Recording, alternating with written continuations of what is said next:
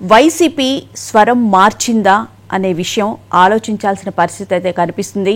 రాజధాని విషయంలో 3 రాజధానుల గురించి ప్రస్తావించకుండా నిన్న ఏదైతే కాన్క్లేవ్ జరిగిందో విజయవాడలో, దానికి సంబంధించి గతంలో సకల శాఖ మంత్రిగా ఉన్నటువంటి సజ్జల రామకృష్ణారెడ్డి నెక్స్ట్ ఒకవేళ మేము అధికారంలోకి వస్తే అమరావతి రాజధానిగా కొనసాగుతుంది, జగన్మోహన్ రెడ్డి గారు తాడేపల్లిలోనే ఉంటారు అని చెప్పడం జరిగింది. అయితే అమరావతికి అన్ని వేల ఎకరాలు పెట్టి అంత ఇన్వెస్ట్ చేసి కట్టడం కన్నా గుంటూరు విజయవాడ మధ్య రాజధానిని కట్టొచ్చు కదా అని చెప్పి మళ్ళీ ఒక పాట కూడా పాడడం జరిగింది. 500 ఎకరాల్లో దాన్ని కడితే సరిపోతుంది, ప్రజల మీద భారం పడుతుంది, ఇన్వెస్ట్మెంట్లు పెరిగిపోతాయి, ఇప్పటికే 1,00,000 కోట్ల మేర అప్పులు చేశారు, మరో 1,00,000 కూడా చేయడానికి సిద్ధంగా ఉన్నారు చంద్రబాబు నాయుడు అని అంటున్నారు. అయితే రాజధాని అంటే కేవలం ఇండస్ట్రీస్ కడతారా, ఆఫీసులు పెడతారా అక్కడ అని చెప్పి కూడా ఆయన చెప్పడం జరిగింది.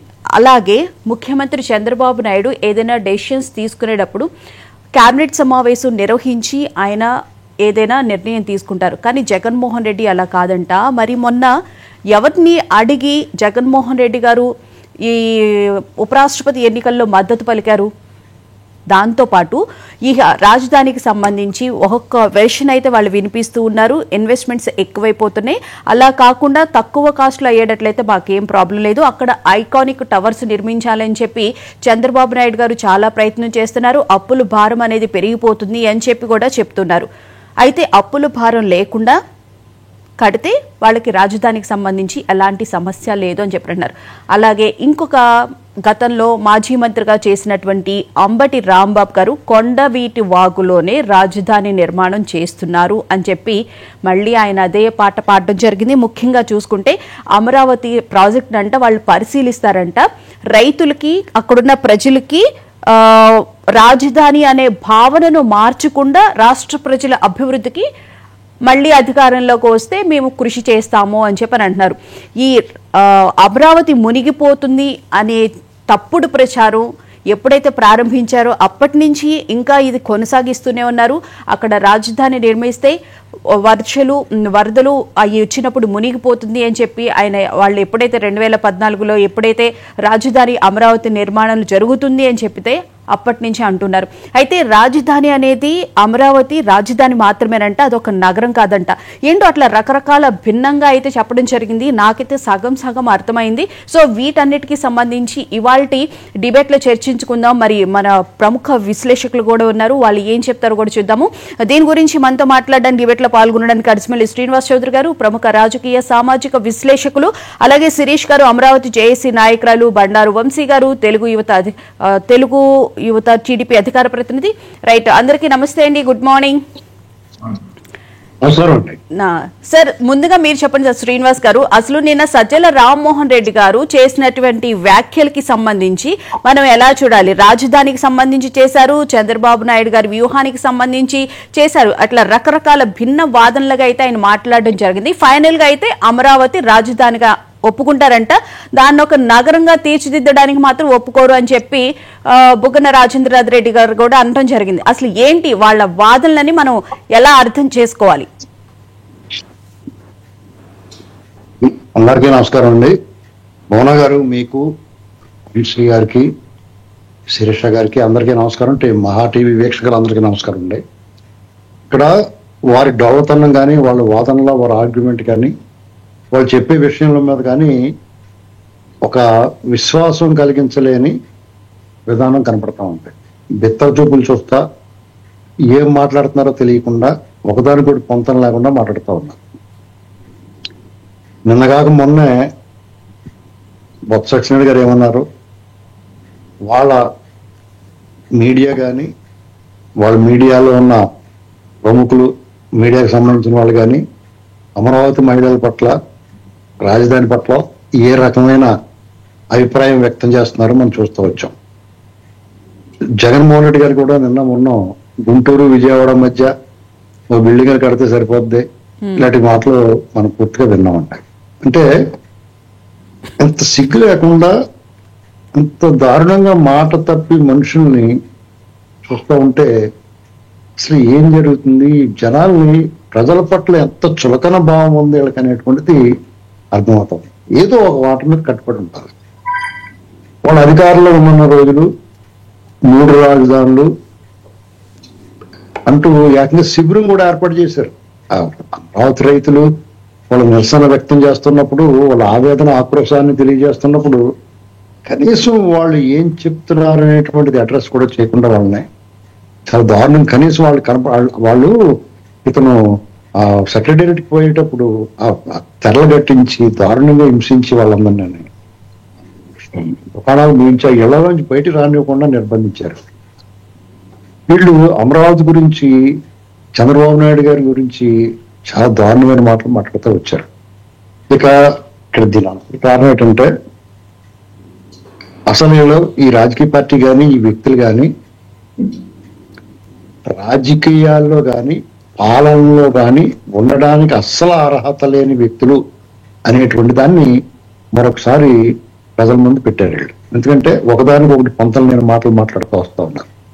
అసలు ఇంటికి తన రాజధాని మీద, అమరావతి మీద ఈ బాధ అనేటువంటిది చాలా మందికి అర్థం అవట్లేదు. ఎందుకంటే ఒక రాష్ట్రం ఉంది, దానికి ఖచ్చితంగా రాజధాని కావాలి. అతను నొప్పి లేకుండా చంద్రబాబు నాయుడు గారు భూమి అంతా సేకరించి పెట్టాడు. ఇతను కూడా స్వయంగా ఈయన ప్రతిపక్ష నేతగా ఉన్నాడు. 14-19 మధ్య 30,000 కాదు ఇంకా ఎక్కువ కావాలి, చాలా భూమి సేకరించాలని చెప్పాడు. నేను పూర్తిగా సహకరిస్తాను, వల్ల మొత్తం ప్రాంత విభేదాలు రాకూడదు అని చెప్పేసి అతను నోటితో అతనే స్వయంగా చెప్పాడు. అంతేకాకుండా 2019 ఎన్నికల ముందు అతను నేను ఇక్కడ జగన్మోహన్ రెడ్డి వస్తే అమరావతిని మార్చేస్తాడు, అమరావతిని నాశనం చేస్తాడు అనేటువంటి మాట వినపడతా ఉంది, ప్రచారం చేస్తా ఉన్నారు. నేను ఇక్కడే ఇల్లు కట్టుకున్నాను చూడండి, నేను ఇక్కడ ఇంకా చంద్రబాబు నాయుడు గారికే ఇల్లు లేదు, నాకే ఇల్లు ఉంది, నేనే ఉద్ధరిస్తానని చెప్పుకుంటూ వచ్చాడు. ఇది మనం అంతా చూసాం. గత 5 సంవత్సరాలు ఇది మాట్లాడుకుంటూ వచ్చున్నాం. అతను రావటమే ఎంత అక్కస్ అంటే అసలు అతను ఆ రైతులు ఏం చేశారు, ఆ భూమి ఏం చేసింది, ఆ రాజధాని ఏం చేసింది ఏంటో ఎవరికి అర్థం. కానీ అదొక మానసికమైన వ్యాధండి. అంటే ఒక ఐడెంటిటీ క్రైసిస్. ఒకవేళ అమరావతి అక్కడ నిర్మించబడితే చంద్రబాబు నాయుడు గారికి పేరు వస్తుందేమో, చరిత్రలో ఉండిపోద్దేమో అనేటువంటి దుఃఖ బాధ ఒకటైతే, దాన్ని మించిన ఒక పైశాచిక మనస్తత్వం అతనిలో కనిపిస్తా వచ్చింది. ఇక్కడ సరే అతను ఒక నిర్ణయం తీసుకున్నాడు, 3 రాజధానుల నిర్ణయం అనేటువంటిది తీసుకున్నాడు. కొన్ని తెగించి మాట తప్పడం, మడమ తెప్పడం అనేటువంటి వ్యక్తి అనేటువంటి పేరు వాళ్ళు ఆపాదించుకున్నారు. వాళ్ళ భజన బృందం అందరి చేత కూడా డోలక్లు డ్రమ్లు కొట్టించుకున్నారు.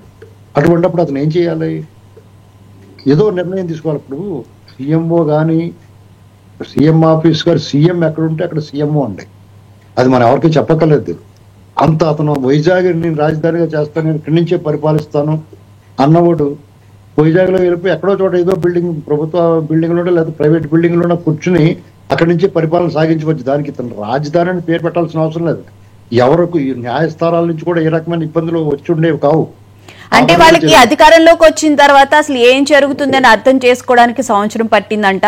తర్వాత కోవిడ్ వచ్చింది అని చెప్పి కూడా చెప్తూ ఉన్నారు. మరి అధికారంలోకి వచ్చే ముందు సంవత్సరం దాకా అర్థం అవ్వకపోవడానికి, మరి మద్యం స్కామ్ చేయడానికి మాత్రం అంత ముందే స్కెచ్ చేసుకుని వచ్చారు కదా. రావటమే దోపిడీ ఎలా చేయాలనేటువంటి దాన్ని రెడీగా ఉన్నారు కదా. ఇప్పుడు ఇసుక పాలసీ కానీ మద్యం పాలసీ కానీ రావటమే దాన్ని రద్దు చేసి వాళ్ళు అవినీతి సంపాదనకి మార్గాన్ని సిమెంట్ రోడ్ వేసుకున్నారు. ఇది ఊరికే చెప్పడానికి అంతే, వాళ్ళు సమర్థించుకోవడానికి అవకాశం లేని తప్పండి ఇది. ఎవరన్నా ఏదైనా పొరపాటు చేస్తే దాన్ని సమర్థించుకోవడం తప్పు, ఇలా జరిగింది, పొరపాటు జరిగిందని. వీళ్ళు ఉద్దేశపూర్వకంగా ఇందులో 2-3 అంశాలు ఉన్నాయండి. ఏంటంటే, ఒకటి చంద్రబాబు నాయుడు గారు స్వప్నం, ఆయన మానసిక పుత్రిక కాబట్టి అక్కడ దాన్ని ధ్వంసం చేయాలి, తద్వారా చంద్రబాబు నాయుడు గారికి మానసికంగా ఇబ్బంది కలిగించాలి, ఆయన బాధ పెట్టాలి, ఆయనకు శోభం చూడాలి. ఒకటి దానికి రుజువుగా ప్రజాభీతి పోలగట్టి ఆ రబ్బిష్ అంతా అక్కడ ఉంచాడు ఆయన ఇంటి ముందు. అలాగే ఎంత దారుణం అంటే, వీళ్ళు రాజధానిని అభివృద్ధి చేస్తాం, మేము 3 రాజధానులు లేదనేటువంటి పశ్చాత్తాపంతో మాట్లాడుతున్నాడు అతను. ఎంత గందరగోళమైందండి 3 రాజధానులు, సెలెక్ట్ కమిటీ అన్నిని. ఆ రోజు 2020 జనవరి 26 ఇప్పుడు ఈ సెలెక్ట్ కమిటీకి ఇచ్చినప్పుడు రాష్ట్రంలో జగన్మోహన్ రెడ్డి ఓడిపోయి ఆ రోజే టీడీపీ గెలిచినంత సంబరాలు జరిగినాయండి రాష్ట్రం మొత్తం మీద. అప్పటికి అర్థమవుతుంది. అమరావతి ప్రాంతంలో అయితే ఒక ప్రజా వెల్లువ బయటకు వచ్చి సంబరాలు చేసుకున్నారు. అది గుర్తుపెట్టుకోవాలి. వాళ్ళు ఆ రోజే తెలుసుంటారు వాళ్ళు ఏమాత్రం బుర్ర బుద్ధి ఉన్నా ప్రజల్లో ఎలా ఉందో ఏంటి అనేటువంటిది ఆ సూచనలు. వాళ్ళు రాబోయే సునామీ 4 ఏళ్ల తర్వాత రాబోయే సునామీ వాళ్ళే గుర్తించి ఉండాలి వాళ్ళు. సరే వాళ్ళకంత ఇప్పుడు పనుపోతు మీద వాన కురిసినట్టు వాళ్ళ పరిస్థితి అలా ఉంటది. నెక్స్ట్ ఆ భూముల్లో అంత పారదర్శకంగా జరిగింది. ఎక్కడా కూడా తేడా లేకుండా ఎవరు కేటాయించాల్సి వచ్చినా సిఆర్డిఏ పరిధిలో ఉన్న భూములన్నీ కూడా దానికి లెక్క పత్రం ఉన్నాయి. వాటిని కొల్లగొట్టేయడానికి కానీ దొబ్బేయడానికి కానీ లేదు. మెయిన్ ఏంటంటే ఇక్కడ ఇంత భూమి 30,000 పైన ఎకరాల భూమి మనకి ఎందుకు 1 ఎకరం కూడా దొబ్బేయడానికి లేదన్న బాధ ఒకటి ఉండాలి. అది ప్రధానం. అంటే ప్రభుత్వ భూములుంటే మీరు కట్టుకున్న ప్రాబ్లం లేదు, కాస్ట్ పెరగకుండా ఉంటది అని చెప్పారంటున్నారు. కానీ ఇక్కడ ప్రభుత్వం మీద భారం ఏం పడకుండా స్వయంగా అక్కడున్న రైతులే ఇవ్వడం జరిగింది కదా భూముల్ని. ప్రభుత్వ భూములు కట్టుకుంటారండి. ఇంకా భూమి అవసరమైందనుకోండి ఎవరిస్తారు? రైతులు స్వచ్ఛందంగా నువ్వు 1 రూపాయి ఖర్చు పెట్టక్క లేకుండా వాళ్ళు భూములు స్వచ్ఛందంగా ఇచ్చారంటే ఒక డెవలపర్కి మనం ఎలాగైతే మనం భూమిని ఇస్తామో అలా ఇచ్చే పాపం. డెవలపర్నైనా మనం ఏం చేస్తాం, నిలదీస్తాం, ఏమయ్యా ఇంకా పని మొదలెట్లేదేటని. వాళ్ళు ఏకంగా ఒక ప్రభుత్వంతో అగ్రిమెంట్ చేసుకున్నారు. ఒక ప్రభుత్వం తన ఒప్పందం చేసుకున్న రైతుల్ని ఈ రకంగా వంచన చేయడం అనేటువంటిది ఫస్ట్ ఆఫ్ ఇట్స్ కైండ్ అండి. అంటే ఒక హామీ ఇచ్చి తప్పడం వేరు, ఇది ఒప్పందం. రైతుల దగ్గర భూమి తీసుకుని మీకు మళ్ళీ తిరిగి డెవలప్ చేసి మీకు 1 ఎకరం తీసుకుని పావు ఎకరం బాబు అంటే కూడా ఒప్పుకున్నారు. ఎంత మంచి వాళ్ళు. దాన్ని ఇతను దుర్వినియోగం చేసుకుని వాళ్ళకి బహుమతిగా ఏమి ఇచ్చాడండి అతను? వాళ్ళకి మానసిక వేదన ఇచ్చాడు, వాళ్ళని ఆక్రోశించేలా చేశాడు, వాళ్ళని వేధించాడు. పిల్ల తల్లి వృద్ధులు మహిళలు అని చూడకుండా వాళ్ళందరినీ శారీరకంగా మానసికంగా వేధించి వాళ్ళందరూ కొంతమంది ఈ ఒత్తిడి తట్టుకోలేక చాలా మంది చనిపోయారండి పాపం. ఎందుకంటే వాళ్ళు ప్రతి నిత్యం నిర్బంధంగా గ్రామాన్ని నుంచి గ్రామం వెళ్ళడానికి ఆధార్ కార్డు చూపించాల్సిన పరిస్థితి వచ్చిందంటే అది ఎంత కొమ్ములు తిరిగి నియంత కూడా చేసి ఉండడు. ఇలాగా వాళ్ళ సొంత ప్రజల మీద ఈ రకమైన నిర్బంధం దమనకాండ మనం చూడ. ఆ రోజు ప్రతిరోజు కూడా ఒక యుద్ధాన్ని తలపించిందండి అక్కడ వాళ్ళ ఆవేదన. అంటే మనం ఇక్కడ గమనించాల్సింది మెచ్చుకోవాల్సింది ఏంటంటే వాళ్ళ శాంతియుత సహన సమన్వయంతో చేసిన నిరసన సుదీర్ఘకాలం పాటు సాగి 2 పాదయాత్రలు చేసి న్యాయస్థానం నుంచి దేవస్థానం వరకు పాదయాత్రలు చేసి వాళ్ళు జగన్మోహన్ రెడ్డి మీద ఘన విజయం సాధించారండి అప్పుడే. కాబట్టి ఓకే రైట్. వంశీ గారు గుడ్ మార్నింగ్ అండి, నమస్తే. గుడ్ మార్నింగ్ భువనా గారు. రైట్ వంశీ గారు, నిన్న కాన్క్లేవ్ మీరు అబ్జర్వ్ చేశారా, విన్నారా? దాంట్లో సజ్జల రామకృష్ణారెడ్డి గారు కలలు కంటున్నారంట ముఖ్యమంత్రి గారు టవర్స్ కట్టడానికి కానీ రాజధాని నిర్మాణానికి సంబంధించి కానీ. అంటే ఖర్చు పెరగకుండా సెంట్రల్ గవర్నమెంట్ నుంచి గ్రాంట్స్ తీసుకొచ్చి కడితే మాకేం సమస్య లేదు, అప్పు భారం లేకుండా కట్టుకోవచ్చు అని చెప్పని అంటున్నారు. అవునండి మేడం, మీకు శిరీష గారికి అడుసుమల్ శ్రీనివాసరావు గారికి మా న్యూస్ ప్రేక్షకులకి అందరికి గుడ్ మార్నింగ్. ముందుగా కమ్మ కార్పొరేషన్ సభ్యులుగా నియమితులైన అడుసుమల్ శ్రీనివాసరావు గారికి శుభాకాంక్షలు అండి. అయితే మేడం ఇప్పుడు విన్నాను నేను, దీనికి 10 రోజుల ముందో 15 రోజుల ముందో కరెక్ట్గా. ఇప్పుడు వీళ్ళ ఉద్దేశం ఏంటంటే వీళ్ళ ఉద్దేశం సజ్జల రామకృష్ణారెడ్డి చెప్పిన విషయం అన్ని సింగిల్ పాయింట్ లో చెప్పాలంటే ఆంధ్రప్రదేశ్ రాష్ట్ర రాజధాని అమరావతే అని సజ్జల నిన్న వైకాపా నుండి వచ్చి ఒప్పుకున్నటువంటి పరిస్థితి.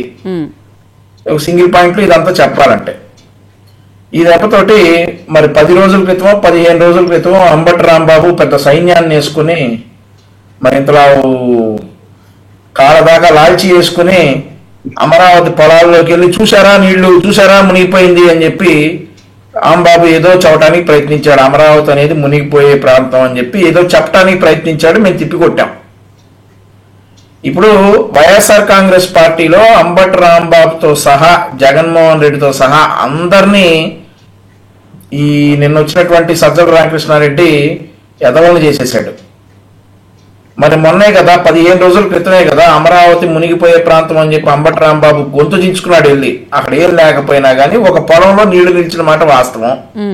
పొలంలో ఉన్నటువంటి ఒక పొలంలో డెఫినెట్లీ నీళ్లు నిలుస్తాయి. ఇదే ప్యానల్లో ఉన్న నేను వెళ్ళాను, శిరీష గారు వెళ్ళారు అదే పొలానికి.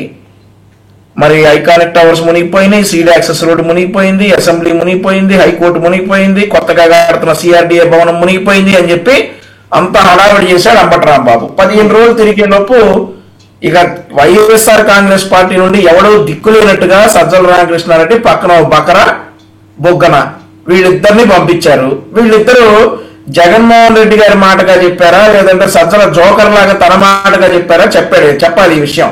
ఎందుకంటే మేడం, సజ్జల రామకృష్ణారెడ్డి ఎప్పుడు ఏ ప్రెస్ మీట్ పెట్టినా 1 గంటకో లేదంటే ఒక 2 గంటలకో వాళ్ళ YSR Congress party official social media పేజీల్లో సజ్జల రామకృష్ణారెడ్డి గారు ఇలా అన్నారు అని వస్తుంది.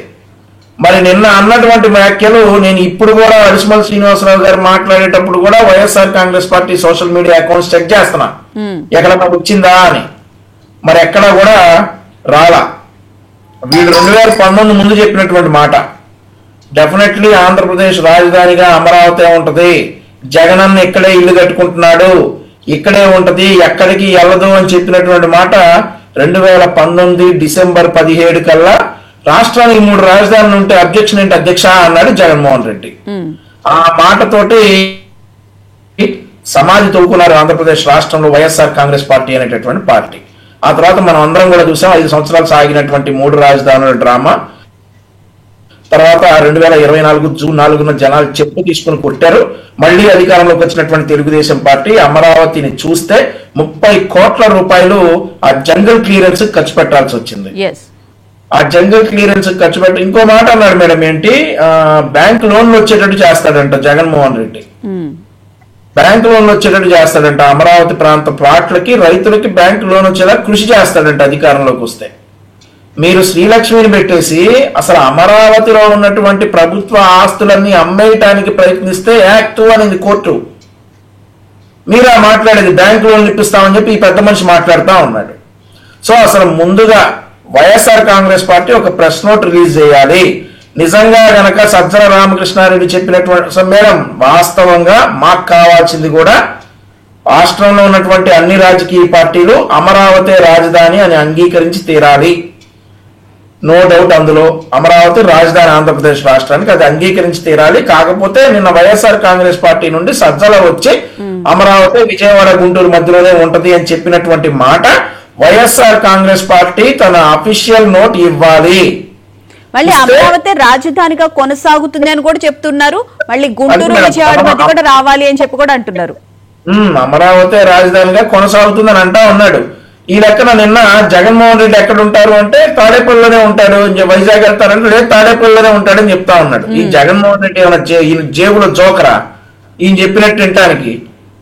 జగన్మోహన్ రెడ్డికి ఒక మాట ఉండదా అండి? ఈయనైనా జగన్మోహన్ రెడ్డి స్టాండింగ్ తీసుకుని వచ్చాడు అమరావతి మీటింగ్ కి. నిన్న అమరావతిలోనే ఉండాలి, తప్పదు, అంగీకరించినటువంటి పరిణామం. సజ్జలో ఒకడు మారాడు అనుకుందాం. మరి 10 రోజుల క్రితమే కదా అంబటి రాంబాబు ఇక్కడ మునిగిపోతుందని చెప్పాడు. మంగళగిరి నాయకులు అందరూ వెళ్ళి అమరావతి మునిగిపోతా ఉందని చూపించారు కదా. ఒక స్టాండ్ మీద ఉండాలి కదా మేడం. ఒక రాజకీయ పార్టీనా లేదా సర్కస్ కంపెనీనా ఇది? ఒక స్టాండ్ మీద ఉండాలి కదా. 10 రోజుల క్రితం వెళ్ళి మునిగిపోతుంది అంటారు, ఈ రోజు జగన్ ఇక్కడే ఉంటాడు తాడేపల్లిలోనే ఉంటాడని అంటారు. సో ఈ అన్ని డ్రామాలన్నీ జనాలు గమనిస్తా ఉన్నారు. ఈ రోజు ఆ వైఎస్ఆర్ కాంగ్రెస్ పార్టీ అనే పార్టీకి ఒక క్రెడిబిలిటీ లేకుండా పోయింది ఇట్లాంటి వాళ్ళ వల్ల. సో జనాలు ఇప్పుడే కాదు ఎప్పటి నుంచో నేను చెప్తా ఉంది అదే, క్రెడిబిలిటీ లేని పార్టీ వైఎస్ఆర్ కాంగ్రెస్ పార్టీ. ఇందులో ఉన్నటువంటి నాయకులు సజ్జల, బొగ్గన, అంబటి వీళ్ళందరూ ఒకసారి సమావేశమై మీ స్టాండ్ ఏంటో మళ్ళీ ఒకసారి ప్రజలకు తెలియజేయాలని చెప్పి ఈ సందర్భంగా నేనైతే విజ్ఞప్తి చేస్తా ఉన్నా మేడం. రైట్. శిరీష్ గారు గుడ్ మార్నింగ్ అండి. నమస్తే. గుడ్ మార్నింగ్ అండి. ఏంటి మేడం, అసలు అమరావతి అనేది గుంటూరులో ఉందా లేదా, రాజధాని అక్కడే కొనసాగుతుంది అని చెప్పి ఏదో ఒక క్లారిటీ ఇచ్చినట్లయితే కనిపిస్తూ ఉంది. అసలు అమరావతి ఎక్కడుంది, ఏ జిల్లాలో ఉంది?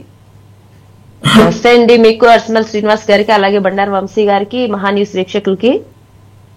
అమరావతి గుంటూరులో ఉందా లేదా, లేకపోతే అసలు అమరావతి రాజధానిగా ఉంటుందా లేదా అని మన సజ్జల రామకృష్ణారెడ్డి లేకపోతే ఇంకొకళ్ళు వచ్చి మాట్లాడటం అనేది, అమరావతి గురించి వాళ్ళు మాట్లాడటం అనేది ముఖ్యంగా హాస్యాస్పదం.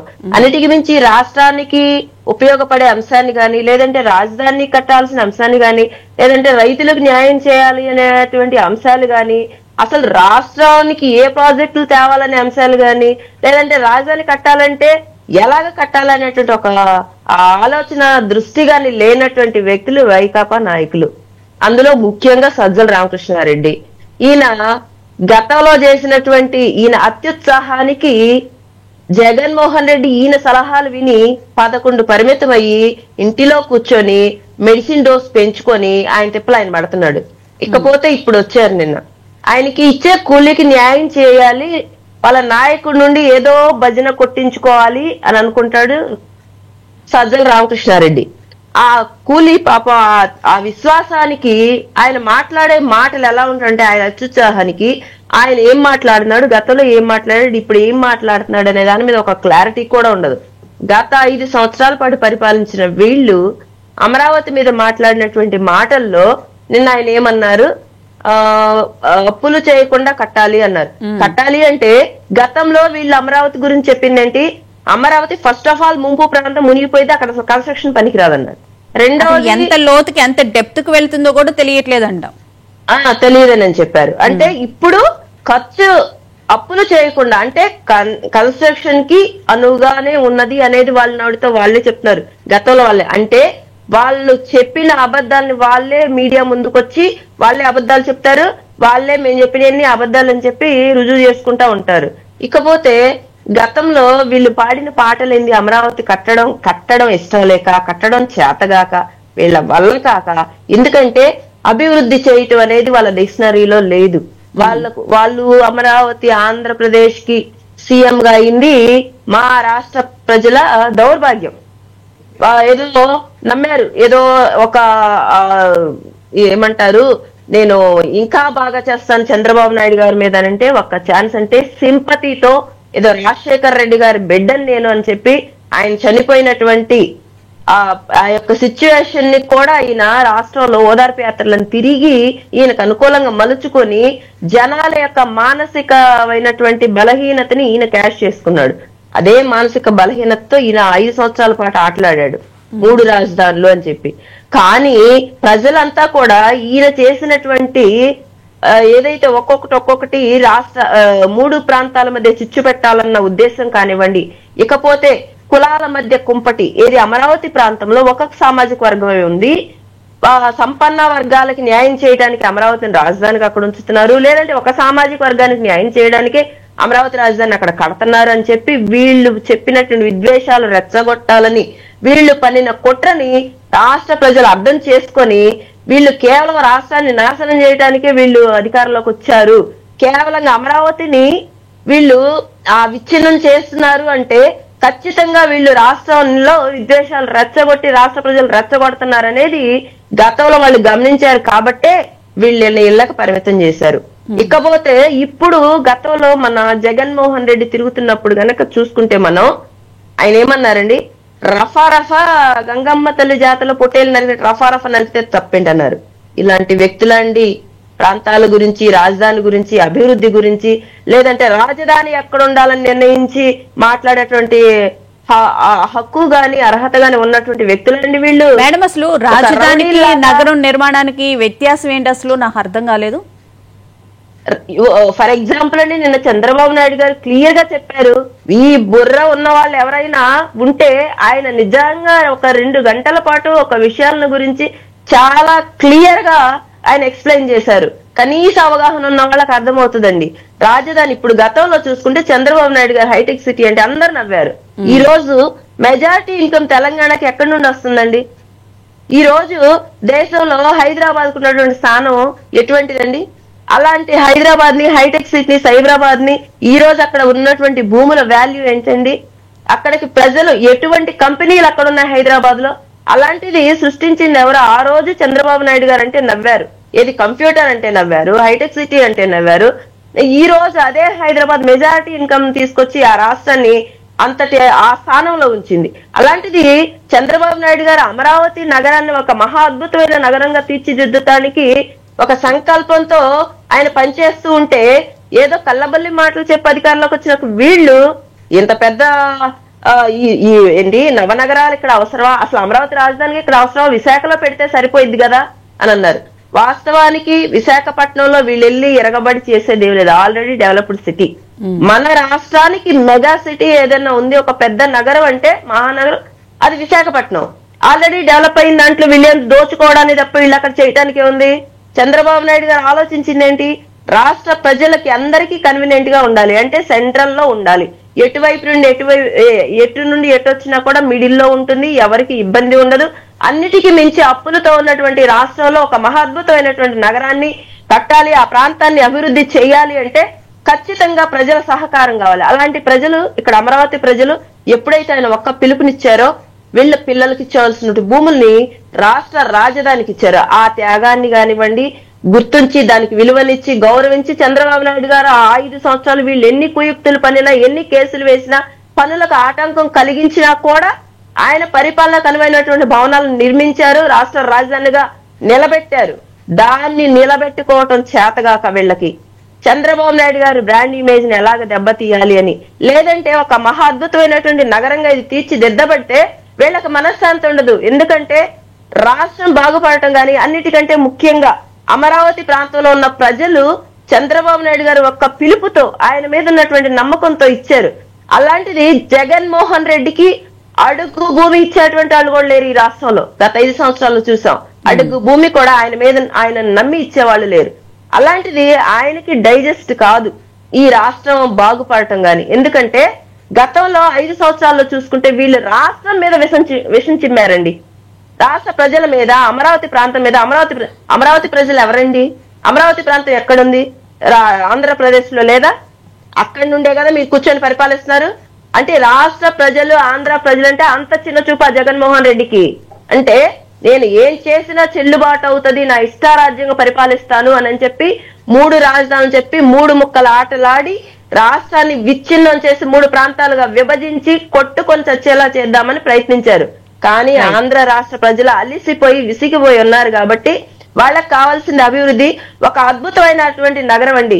ఆంధ్ర పౌరుడు అనే వాళ్ళు ఎవరైనా సరే మాకు కూడా హైదరాబాద్ తలదన్నే నగరం, లేదంటే అంతర్జాతీయ స్థాయిలో ఖ్యాతిగాంచేటువంటి నగరం కావాలని ఆలోచిస్తారు. సగర్వంగా రేపటి రోజున రూపుదిద్దుకున్న తర్వాత మా రాజధాని అమరావతి అని చెప్పి చెప్పుకుంటారు. అలా చెప్పుకోవడానికే ఇష్టపడతారు. కానీ ఆంధ్ర రాష్ట్రాన్ని నాశనం చేయాలనుకున్నటువంటి ఈ దుష్ట శక్తులు, ఈయన అన్నారుగా కూర్చొని నోటికి ఏ మాట వస్తే ఆ మాట మాట్లాడారు కదా, అభివృద్ధి చేసే వాళ్ళని, అమరావతి రాజధాని భూములు త్యాగం చేసిన ఇష్టం వచ్చినట్టు మాట్లాడారు కదా, వీళ్ళు దుష్ట శక్తులు.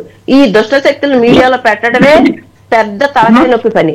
ఎందుకంటే మీడియాకి ఎక్కిన ప్రతిసారి సజ్జల రామకృష్ణ వాళ్ళ పార్టీని కానివ్వండి, వాళ్ళ నాయకుడిని కానివ్వండి, వాళ్ళ యొక్క ఆలోచన విధానం ఎంత దౌర్భాగ్యంగా, ఎంత దుర్మార్గం ఉంటుంది అనేది చూపెడుతూనే ఉన్నారు.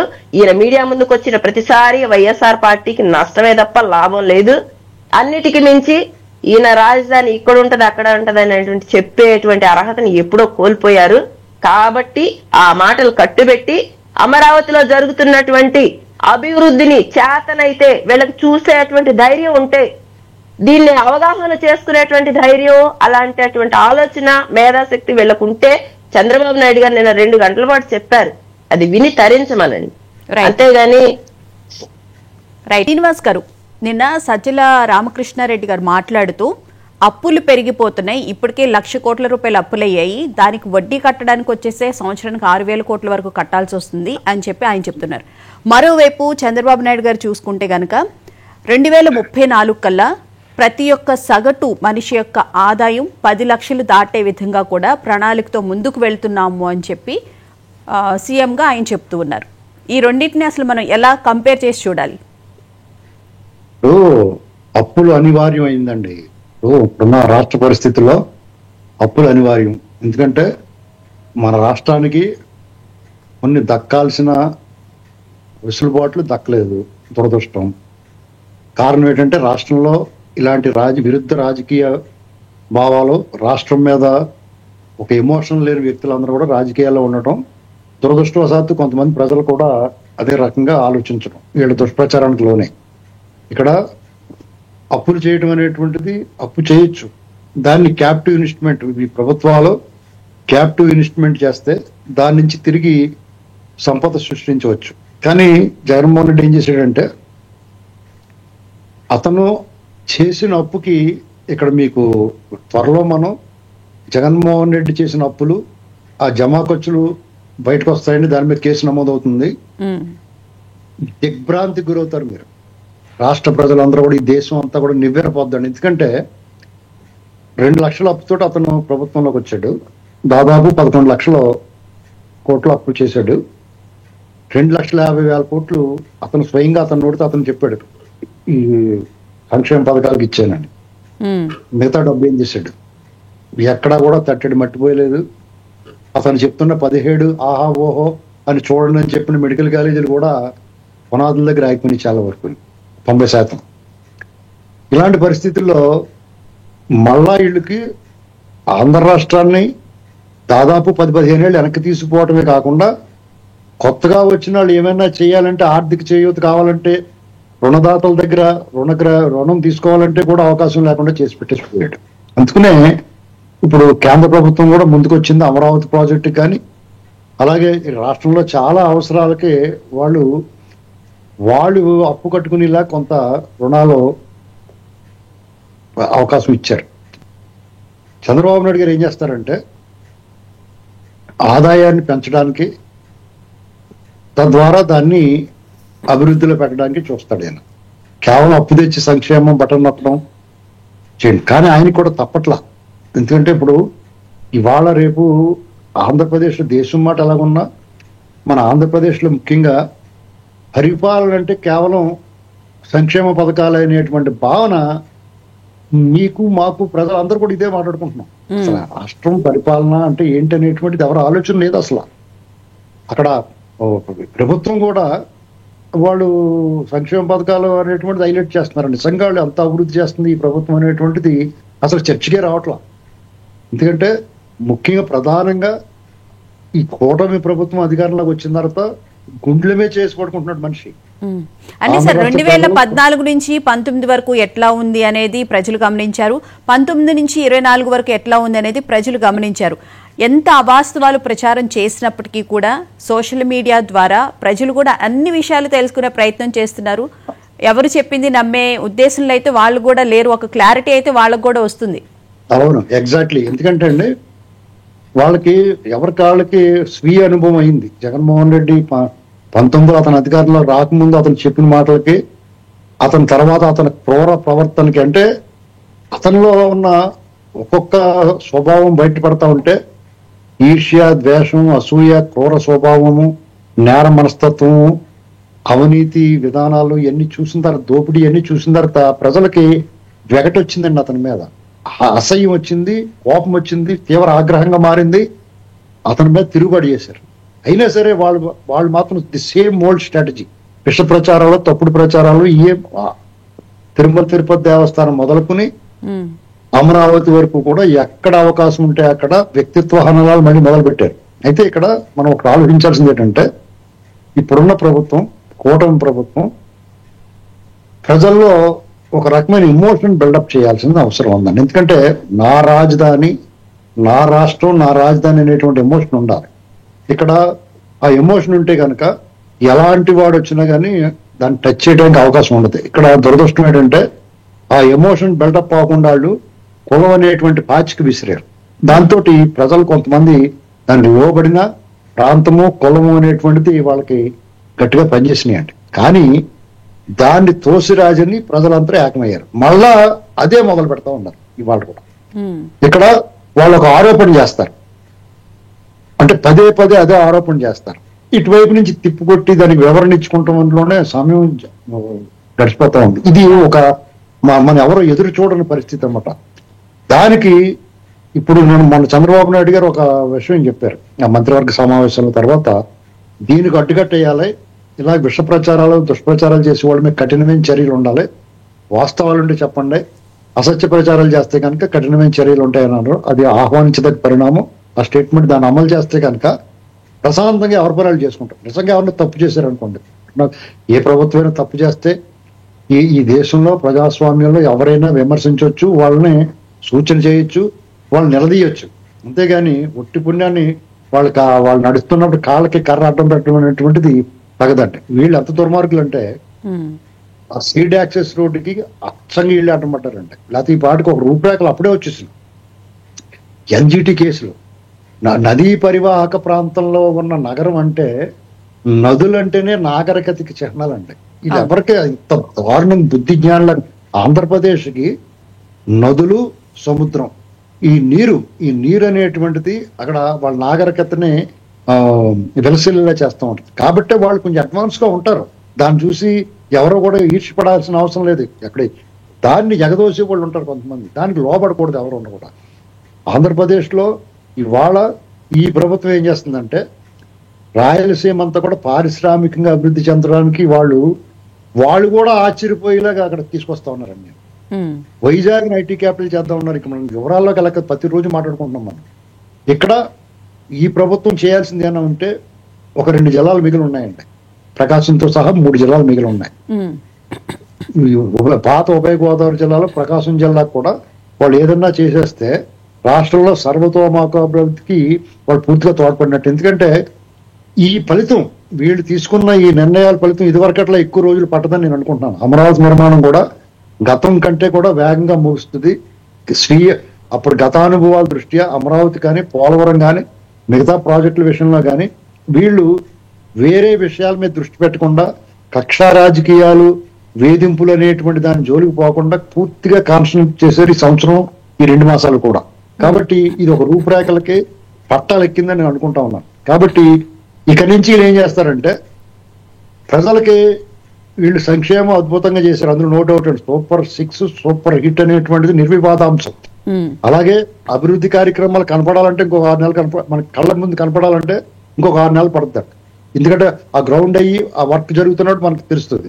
అలాగే మిగతా విషయాలు పథకాలు అందుకుంటారు, సంక్షేమం బాగుంది, ల్యాండ్ ఆర్డర్ ప్రశాంతంగా ఉన్నారు, గొడవలు లేవు. ఇప్పుడు జనం అందరూ కోరుకునేది ఏంటంటే ఈ రాజకీయ పార్టీలు కానీ చాలా మంది సాధారణ ప్రజలు కానీ కోరుకునేది ఏంటంటే వాళ్ళకి ఈ ప్రభుత్వం చాలా పెద్ద మనిషిలాగా మంచి ప్రభుత్వం అనిపించుకుంటూ పనిచేస్తున్నా కానీ ప్రజల్లో మాత్రం ఒక కసి, కోపం, ఆగ్రహం మిగిలిపోయింది. ఎందుకంటే వాళ్ళని మానసికంగాను శారీరకంగాను ప్రాంతీయ పరంగాను కులపరంగాను వేధించిన జగన్ గ్యాంగ్ ని వీళ్ళు మడత పెట్టేయాలని కోరుకుంటున్నారు. ఆ పని జరుగుతూ ఉన్నప్పుడు మద్యం స్కామ్ లో ఒక్క అడుగు దూరంలో ఆగిందండి. ఒకే ఒక అడుగు. సునీల్ కుమార్ రెడ్డి అరెస్ట్, రేపు మాకు నోటీస్ ఇస్తారు, అరెస్ట్ అవుతాడు అతను. ఇంకా ఒక్క అడుగు మిగిలినట్టే. అది కూడా పూర్తయితే రాష్ట్ర ప్రజలకి అన్ని విధాలుగా అంటే అభివృద్ధి పరంగాను, సామరస్యం పరంగాను, శాంతి పరంగాను, సంక్షేమ పరంగా, అభివృద్ధి అన్ని విధాలు కూడా ఈ ప్రభుత్వం జనరంజకంగా పరిపాలిస్తుందని చెప్పేసి జూన్ 4 నాటి సంబరాలను మించిన సంబరాలు ఖచ్చితంగా ఈ రాష్ట్రంలో చేసుకుంటారు. దాంతో పాటు ఒక ఎమోషన్ మాత్రం బిల్డప్ చేయాలి ఈ ప్రభుత్వం. దాని వైపు కృషి చేయాలి. ఎందుకంటే అవతల వాళ్ళకి విటమిన్ లోపించినప్పుడు ఆ విటమిన్ సప్లిమెంట్ ఎలాగిస్తామో ప్రజల్లో ఒక సెంటిమెంట్, నా రాష్ట్రం, నా రాజధాని అనేటువంటి ఒక ఎమోషన్ చాలా మందిలో లేదు.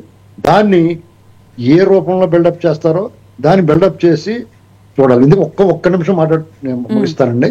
ఇప్పుడు వేరే రాష్ట్రాలు చూడండి, హైదరాబాద్ చూసుకోండి, చార్మినార్ ఉంది. చార్మినార్ మీద ఎవరైనా టచ్ చేయమనండి, ఒక ఎమోషన్ ఎలా ఉంటుంది. మారుమూల ఆదిలాబాద్ జిల్లాలో మారుమూల ఉన్న వాళ్ళు కూడా ఒక ఎమోషన్ కనెక్ట్ అవుతాడు. అలాంటిది మన రాష్ట్రం విభజిత రాష్ట్రం, కలలేని మొండు. ఇటువంటి రాష్ట్రానికి రాజధాని ఏర్పాటు చేసి చంద్రబాబు నాయుడు గారు ఆ రాజధాని మనం కాపాడుకోవాలి. దాని మీద అవాకులు చావాకులు పేర్లు ముఖం పగలగొట్టాలనేటువంటి ఎమోషన్ మాత్రం బిల్డప్ చేయాలి. రైట్. వంశీ గారు, శ్రీనివాస్ గారు చాలా మంచి పాయింట్ అయితే చెప్పారు. రాష్ట్రం గురించి, రాజధాని గురించి ఒక ఎమోషన్ అనేది క్రియేట్ చేయాల్సిన అవసరం అయితే ఉంది. దాంతోపాటు నిన్న సజ్జల్ గారు చేసిన కామెంట్స్ చూస్తే కనుక పరిశ్రమలకు సంబంధించి మేమేం పరిశ్రమలు తీసుకొచ్చామో, అసలు మా హయాంలో ఏ పరిశ్రమలు బయటకు వెళ్ళిపోయాయని చెప్పి మీరు ఆరోపణలు చేస్తున్నారు కదా, దానికి సంబంధించి ఒక క్లారిటీతో పాటు అసలు మీరు రాష్ట్రానికి ఎటువంటి పరిశ్రమలు తీసుకొచ్చారు అనేది కంపేర్ చేస్తూ ఒక పత్రం లాంటిది విడుదల చేయండి అని అంటున్నారు. మరి ఆ దిశగా ఏమైనా ప్రయత్నం చేసే అవకాశం ఉందా? అసలు ఏ కంపెనీస్ వచ్చాయి, ఏ కంపెనీస్లు ఇప్పుడు ప్రారంభించడానికి సిద్ధంగా ఉన్నాయి, ఎంత జాబ్ ఫెసిలిటీ కల్పిస్తూ ఉన్నారనే అంశాలకు సంబంధించి? అదే మేడం, ఒక్క నిమిషం కంపెనీస్ గురించి పక్కన పెట్టుకుంటే మనం ఒక్కసారి ఏంటంటే సజ్జల గారు నిన్న కొన్ని మాటలు చెప్పారు, అవి కూడా మనం గుర్తు చేసుకోవాలా.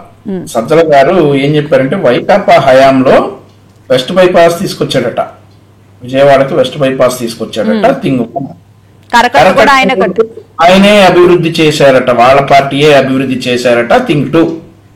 మూడోది ఏంటంటే విజయవాడ నగరం మొత్తం బైపాస్ ఏంటి ఆ ఫ్లైఓవర్లు నిర్మించారంట. థింక్ 3. ఇవన్నీ వైకాపా హయాంలోనే జరిగాయట. వాస్తవాలు మాట్లాడుకుంటే విజయవాడ బైపాస్ అనేది ఉమ్మడి ఆంధ్రప్రదేశ్ రాష్ట్రంలోనే మంజూరైనటువంటి ప్రాజెక్ట్. ఆ తర్వాత 2018లో దీని ఫైల్స్ అన్ని క్లియర్ చేసి స్టార్ట్ చేయడానికి రెడీగా ఉన్న టైంలో గవర్నమెంట్ మారింది. ఇది మేమే తీసుకొచ్చామని చెప్పేసి నిస్సిగ్గుగా అబద్ధం చెప్తా ఉన్నాడు. ఆ తర్వాత కరకట్ట రోడ్డు అంటే ఆయనే అభివృద్ధి చేశాడంట మేడం. రమ్మనండి ఇవాళ రమ్మనండి కరకట్ట రోడ్డు ఏం అభివృద్ధి చేశాడో.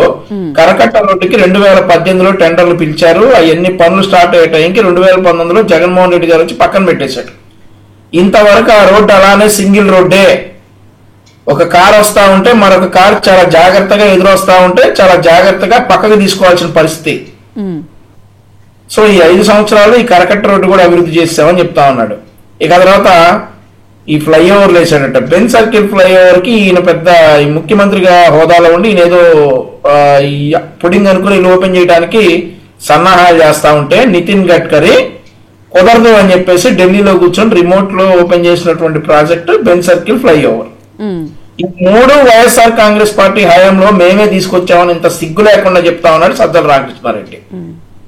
ఆ తర్వాత కంపెనీల గురించి మేడం, ఫ్యాక్టరీలు లేదంటే పరిశ్రమలు లేదంటే సాఫ్ట్వేర్ వీటన్నిటి గురించి మాట్లాడుకుంటే కియా పరిశ్రమ చిన్నపిల్లవాడికి కూడా తెలుసు చంద్రబాబు నాయుడు గారు తీసుకొచ్చారనేసి. నేను ఇదే కాంక్లేవ్కి వచ్చినటువంటి బుగ్గన రాజేంద్రనాథ్ రెడ్డి ఫైనాన్స్ మినిస్టర్ గా ఉండే అసెంబ్లీలో ఏం చెప్తాడు, ఈయన ఎవరు హైలీ రెస్పెక్టెడ్ సర్నేమ్ ఉన్నటువంటి రెడ్డి గారి కంట కియా పరిశ్రమ వాళ్ళు లెటర్ రాశారట. 2009లో 2008లో రాజశేఖర్ రెడ్డి ముఖ్యమంత్రిగా ఉన్నప్పుడు కియా పరిశ్రమ పెట్టమని అడిగాడట. సరే వస్తాం బాబు పెడతా ఉన్నారంటే అప్పుడు రాలేదంటే 2014 మధ్య వచ్చారట. ఎవరు తెచ్చారు మేడం కియా పరిశ్రమ? ఎవరు తరిమేశారు కియా అనుబంధ పరిశ్రమల్ని? చివరికి underwear company Jockey underwear company Raptadu నియోజకవర్గంలో ఉంటే అక్కడ ఉన్నటువంటి తోపుతుర్తి ప్రకాష్ రెడ్డి వెళ్ళి వాళ్ళని బెదిరించి ఆ ఫ్యాక్టరీ కూడా ఆంధ్రప్రదేశ్ రాష్ట్రం నుండి పారిపోయేటట్లు చేసినటువంటి వ్యక్తులు ఈ రోజు వచ్చేసి పరిశ్రమలు ఏం తెచ్చారో మమ్మల్ని వైట్ పేపర్ అడగాల? మేము చెప్పవసరం, బయటకు వస్తే గ్రౌండ్ చూపిస్తుంది. సరే అడిగారు కాబట్టి మాకు అది నోటుకో ఉంటుంది కాబట్టి చెప్తాం. ఒక ఆగస్టు నెలలో తీసుకున్నాం మేడం. ఆగస్టు 2025లో యాపిల్ కంపెనీ 560 కోట్ల రూపాయలతోటి కుప్పంలో రా మెటీరియల్ ప్రిపేర్ చేసేటటువంటి యూనిట్ కి సన్నాహాలు చేస్తుంది. MOU అయ్యాయి, త్వరలో పనులు ప్రారంభించబోతా ఉంది. గూగుల్ విశాఖపట్నంలో 55,000 కోట్లతో పెట్టుబడితో డేటా సెంటర్ ప్రారంభిస్తోంది. లులు మాల్ వస్తోంది, TCS వస్తోంది. TCS కి ల్యాండ్స్ ఇస్తే ఏమన్నాడు మేడం ఇతను? TCS కి భవనాలు ఇస్తే ఇతను ఏమన్నాడంటే రూపాయికి ఎట్లా ఇస్తారని చెప్పి ఫీడ్ బ్యాక్స్ తోటి ఎంత రాదాంతం చేశారో మనం అందరం కూడా చూసాం కదా మేడం. రూపాయికి ఎలా ఇస్తారా గారు? ఇప్పుడు ఏ కంపెనీస్ వచ్చాయి అనే దాని గురించి ఒక లిస్ట్ ప్రిపేర్ చేసి రిలీజ్ చేయడం బెటర్ ఏమో అనిపిస్తుంది. ఎందుకంటే ఏం చేసాము అనేది మనం చెప్తున్నాము, నోటి మాటలతో చెప్తున్నాం, కానీ వాళ్ళకి వాస్తవాలు చూపించడం బెటర్ ఏమో అని చెప్పి అనిపిస్తూ ఉంది. ప్రజలకు ఆల్రెడీ చూపించాం మేడం, మనం చేసినటువంటి అభివృద్ధి ఏంటో ప్రజలు చూస్తా ఉన్నారు. ఈరోజు TCS అనే సంస్థకి 99 పైసలకి ల్యాండ్ ఎలా ఇచ్చారు అని చెప్పేసి గగ్గోలు పెట్టినటువంటి జగన్మోహన్ రెడ్డి అండ్ బ్యాచ్ కి నేను కొన్ని అడుగుతా. కాకినాడలో నిషేధిత 22A జాబితాలో 2 ఎకరాల్లో నిర్మిస్తా ఉన్నారు ఈ వైఎస్ఆర్ కాంగ్రెస్ పార్టీ ఆఫీసు. పల్నాడు జిల్లాలో SP ఆఫీస్ పక్కన అండ్ ఆల్సో కలెక్టర్ ఆఫీస్ పక్కనే ఎకరన్నరలో ప్రభుత్వ భవనాలను లీజుకు తీసుకుని 30 సంవత్సరాలు 40 సంవత్సరాలు సంవత్సరానికి 1000 రూపాయలు లీజుకు తీసుకుని వైకాపా ఆఫీస్ నిర్మిస్తా ఉన్నారు. అనకాపల్లిలో కాపు భవనానికి కేటాయించినటువంటి ల్యాండ్ లో వైఎస్ఆర్ కాంగ్రెస్ పార్టీ ఎకరన్నరలో వాళ్ళ పార్టీ ఆఫీస్ కట్టుకుంటా ఉంది. విశాఖపట్నంలో చూసుకుంటే 100 కోట్ల విలువైన భూమిలో వైకాపా కార్యాలయం ఆల్రెడీ కన్స్ట్రక్షన్ స్టార్ట్ అయిపోయింది. ఆ తర్వాత విజయనగరంలో 7 ఎకరాల్లో వైఎస్ఆర్ కాంగ్రెస్ పార్టీ భవనం నిర్మించడానికి సన్నాహాలు చేసి సగం నిర్మించారు. దాని దరిద్రానికి రాష్ట్ర అదృష్టానికి పార్టీ పోయింది లేదు. తూర్పుగోదావరి జిల్లాలో 2 ఎకరాల ప్రభుత్వ భూమిలో ఈ లీజు తీసుకుని వైకాపా ఆఫీస్ స్టార్ట్ చేస్తున్నాడు. పార్వతీపురంలో కూడా 3 ఎకరాలు. ఇలా రాష్ట్రంలో జిల్లాకు ఒక వైకాపా కార్యాలయాన్ని వైకాపా ప్యాలెస్ ని కట్టుకోవడానికి ఇలా భూములు ఉంటాయా? టీసీఎస్ మన యువత కొన్ని లక్షల మందికి ఉద్యోగాలు వచ్చేటటువంటి టీసీఎస్ పరోక్షంగా కొన్ని వేల మందికి ఉద్యోగాలు వస్తాయి పక్కనే ఆ ప్రాంతంలో అభివృద్ధి చెందితే. అట్లాంటి టీసీఎస్ కి వీళ్ళకి భూములు ఇస్తే వీళ్ళకి నెప్పా. సో ఇవన్నీ కూడా ప్రజలు గమనిస్తా ఉన్నారు. మేము తెచ్చినటువంటి కంపెనీలు ఏదైతే లిస్ట్ ఉందో ప్రజల దగ్గర ఆల్రెడీ ఉంది. గ్రౌండ్కి వెళ్తే అవన్నీ ఉంటాయి. మీ మెడికల్ కాలేజీలాగా కాదు, ప్రతి జిల్లాలో మేము చెప్పినటువంటి ప్రతి జిల్లాలో మేము గ్రౌండ్ చేసినటువంటి అభివృద్ధి పనులు ఖచ్చితంగా ఉంటాయి. మీరు వెళ్ళి చూసుకోవచ్చు. వెళ్ళారు కదా, అమరావతి మునిగిపోయిందని చెప్పడానికి వెళ్ళారు కదా. అలాగే ఒకవేళ మేము కట్టకపోతే ఏది ఇక్కడ ఏదా కట్టడం అడగండి వెళ్ళి.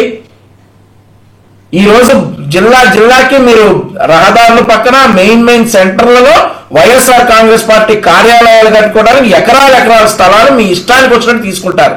ఇక్కడ తాడేపల్లిలో కూడా తీసుకున్నారు మేడం. తాడేపల్లిలో కూడా తీసుకుంటే అది మత్స్యకారులకు సంబంధించినటువంటి ల్యాండ్. వాళ్ళకు అన్యాయంగా బెదిరించి ఆ ప్రాంతంలో తాడేపల్లి ప్రాంతంలో 6 ఎకరాల్లో వైఎస్ఆర్ కాంగ్రెస్ పార్టీ కేంద్ర కార్యాలయం కన్స్ట్రక్షన్ చేయడానికి స్టార్ట్ చేశారు 2022లో. తాడేపల్లి ప్యాలెస్ కన్నా పెద్ద ప్యాలెస్ కడుతున్నారంట చంద్రబాబు నాయుడు గారు ఉండడానికి.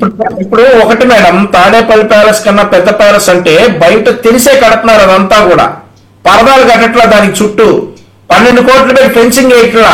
మీరు వెళ్ళి ఇప్పుడు సాధారణ ప్రజలు ఎవరు వచ్చినా కానీ చంద్రబాబు నాయుడు గారు కట్టేటటువంటి ఇల్లు చూసుకోవచ్చు. వాళ్ళ కుటుంబం నిజాయితీగా హెరిటేజ్ బిజినెస్ లో ఉంది మేడం. హెరిటేజ్ ప్రతి సంవత్సరం ఆంధ్రప్రదేశ్ రాష్ట్రంలోనే కాదు భారతదేశంలోనే ఇవి నా ఆస్తుల చిట్టాలు అని చెప్పేసి వాళ్ళ ప్రాపర్టీస్ అన్ని ప్రకటించేటటువంటి ఏకైక వ్యక్తి నారా చంద్రబాబు నాయుడు గారు. జగన్మోహన్ రెడ్డి బతుక్కి ఒక్కరోజైనా ఇవి నా ప్రాపర్టీస్, ఇవి నా పేరుతో ఉన్నటువంటి ఆస్తులు అని చెప్పేటటువంటి దమ్ము ఎక్కడన్నా ఉందా? అలాగే రైట్ రాయల్ గా అందరికీ తెలిసే కడతా ఉన్నారు. చంద్రబాబు నాయుడు గారు ఇల్లు కట్టుకుంటా ఉన్నారు. హెరిటేజ్ లో వస్తున్నటువంటి ఆయనకు వస్తున్నటువంటి లాభాల్లో నుండి ఆయన వైఫ్ ఎండీగా ఉన్నటువంటి హెరిటేజ్ కంపెనీలో వస్తున్నటువంటి లాభాల నుండి ఆయన పబ్లిక్ అందరికి తెలిసేలాగానే ఆయన ఇల్లు కట్టుకుంటా ఉన్నారు. 12 కోట్ల రూపాయలు పెట్టి ఐరన్ ఫెన్సింగ్ ఉండవు, ఏఈ ఉండవు. ఎవరైనా వెళ్ళి చూడాలనుకుంటే వెళ్ళి చంద్రబాబు నాయుడు గారి కన్స్ట్రక్షన్ అవుతున్నటువంటి ఇల్లు చూసుకోవచ్చు. రైట్. శిరీష్ గారు, ఇందాక శ్రీనివాస్ గారు చాలా మంచి మాట చెప్పారు. మన రాష్ట్రాన్ని ప్రేమించాలి, మన రాజధాని అని చెప్పి ఒక ఎమోషనల్ బాండ్ తీసుకురావాలి అని చెప్పి ప్రజల మధ్య. అక్కడున్న ప్రజలకు ఎట్లాగో ఉంటుంది, కానీ రాష్ట్రంలో ఉన్న ప్రజలకు కూడా తీసుకురావాల్సిన అవసరం ఎంతైనా కనిపిస్తుంది. ఖచ్చితంగానండి. యాక్చువల్ గా శ్రీనివాస్ గారు చెప్పింది 100% కరెక్ట్. కానీ మేము గతంలో న్యాయస్థానం to Devasthanam, Amaravati to Arasavalli పాదయాత్ర చేసినప్పుడు తండోపతండాలుగా జనాలు వేల సంఖ్యలో మా వెంట నడిచి మాకు హారతులు పట్టి పూల మీద నడిపించారండి. ఏదైతే వైసీపీ పేటిఎం బ్యాచ్ రాళ్లు విసిరి మమ్మల్ని ఇబ్బందులు పెడితే ఆ టైంలో నా అమరావతి నా రాజధాని అన్న ఒక ఎమోషన్ తోనే వాళ్ళు మాకు చీమ కూడా తలపెట్టినటువంటి ఎటువంటి హాని కూడా మాకు జరగనీయకుండా మాకు అడ్డుగోడగా వాళ్ళు నిలబడి మమ్మల్ని పూలదారి మీద వాళ్ళు నడిపించారు. అంటే వేల మంది ప్రతి రోజు కూడా ఏ ఏరియాకి వెళ్తే ఆ ఏరియా నుండి ఎటువంటి అమరావతి ప్రాంత పాదయాత్ర వస్తుందని తెలియడంతోనే మా వెనకాలే కాదు మా ముందు కూడా మాకు రక్షణగా నిలిచారు. మాకు భోజనాలు పెట్టడమే కాదు మాకు షెల్టర్ కూడా ఇచ్చి మమ్మల్ని అంతగా ఆదరించారు. అంటే దానికి కారణం కేవలం అమరావతి రాజధానికి భూములు ఇచ్చినటువంటి రైతులు. అదనేది ఉంది, చాలా మందిలో ఉంది. కాబట్టే జగన్మోహన్ రెడ్డిని గతంలో చూసుకుంటే జగన్మోహన్ రెడ్డికి 151 సీట్లు వచ్చినాయి అని మనం చెప్పుకున్నాం. దానికి కారణం ఏంటి? ఆ రోజు అమరావతి రాజధానిగానే ఉంటుంది, దాన్ని నేను ఇంకా పెద్దగా డెవలప్ చేస్తానని చెప్పిన తర్వాత మాత్రమే ఈయన 151 సీట్లు తెచ్చుకున్నాడు. ఇప్పుడు కనుక ఈ ఎలక్షన్ లో చూసుకుంటే ఏమన్నాడు? నేను 3 రాజధానికి ఈ స్టాండ్ తోనే ఉన్నాము, మా స్టాండ్ 3 రాజధానులు అన్నాడు. కాబట్టి 11 పరిమితం చేశారు. అయితే ఇక్కడ ఇంకొకటి ఏంటంటే శ్రీనివాస్ గారు చెప్పినట్లు వీళ్ళు చేస్తున్నటువంటి దుష్ప్రచారం ఏదైతే ఉందో ఒక సామాజిక వర్గమే అని కానివ్వండి, లేదంటే సంపన్న వర్గాల కోసమే అని కానివ్వండి, ఇలాంటి దుష్ప్రచారానికి కొంతమంది లోనవుతున్నట్టు అని మానవ సహజం. దాన్ని కూడా తిప్పి కొట్టాల్సినటువంటి బాధ్యత మా పైన, అలాగే రాష్ట్రంలో ఉన్నట్టు ఎవరైతే యాక్టివ్ గా ఉన్నారో ఈ అమరావతి రాజధాని మీద కానివ్వండి, రాష్ట్ర అభివృద్ధి మీద కానివ్వండి, చంద్రబాబు నాయుడు గారు కుటుంబ ప్రభుత్వం చేస్తున్నటువంటి పనుల మీద ఎవరైతే యాక్టివ్ గా ఉన్నారో వాళ్ళందరూ కూడా ఈ ప్రచారాన్ని వాళ్ళ సోషల్ మీడియా ద్వారా కానివ్వండి, తిప్పికొట్టడం కానివ్వండి, ఇదే అమరావతిలో ఉన్నటువంటి పేద బడుగు బలహీన వర్గాలు ఎక్కువగా ఉన్నది. ఇంకొక మాట అండి, ఇక్కడ చంద్రబాబు నాయుడు గారు అమరావతి ప్రాంతంలోనే రాజధాని కట్టాలా, అక్కడ ఒక పెద్ద నగరాలను నిర్మించాలా అని చెప్పేటువంటి నాయకులకి నేను చెప్తాను, ఏ అభివృద్ధికి నోచుకోనటువంటి ప్రాంతం కృష్ణా గుంటూరు మధ్య ఉన్నటువంటి మా ప్రాంతం అండి.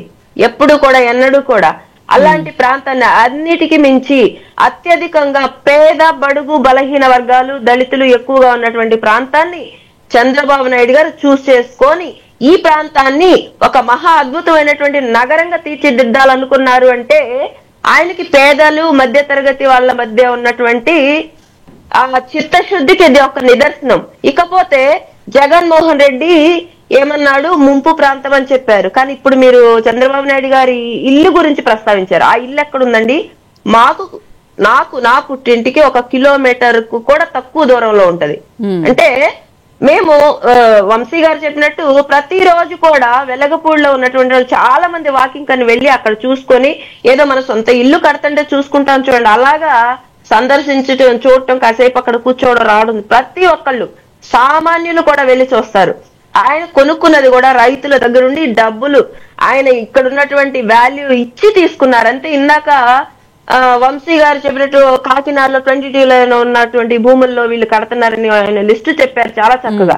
అలాగా కాదు, పబ్లిక్ గా ఎక్కడ తీసుకున్నారు, ఏ రైతు దగ్గర తీసుకున్నారు, ఎంతకు తీసుకున్నారు అని కూడా క్లియర్ గా క్లారిటీ ఇచ్చి ఆయన పబ్లిక్ కి తెలిసేలా శంకుస్థాపన చేశారు. ప్రజల ఆదరాభిమానాల మధ్య పేద బడుగు బలహీన వర్గాల మధ్య ఆయన ఇల్లు కట్టుకుంటున్నారు.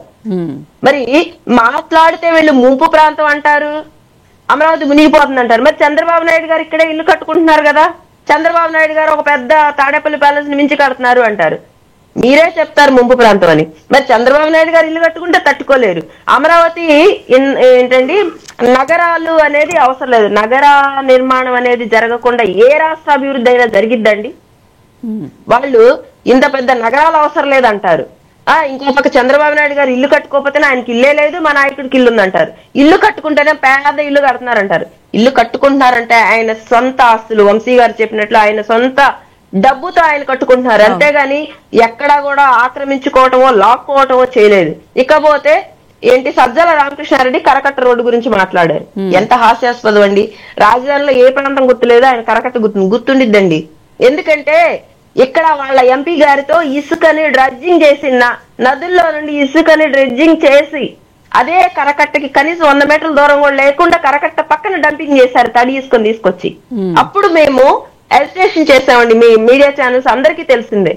ఆ తడి ఇసుకని ఎండాకాలంలో కరకట్ట రోడ్డు పీల్చుకొని ఆ వాటర్ అంతా కూడా అబ్జర్వ్ చేసుకొని కరకట్ట బేటలు వారుతుంది. దయచేసి ఈ కరకట్ట బుక్ నష్టం వాటిల్లే ప్రమాదం ఉంది, బ్రేక్ అయ్యే ప్రమాదం ఉందని మేము ఎలిస్ట్రేషన్ చేసి కాపలాల కాసి ఆ డ్రెడ్జింగ్ ఆపిచ్చాం ఆ రోజు.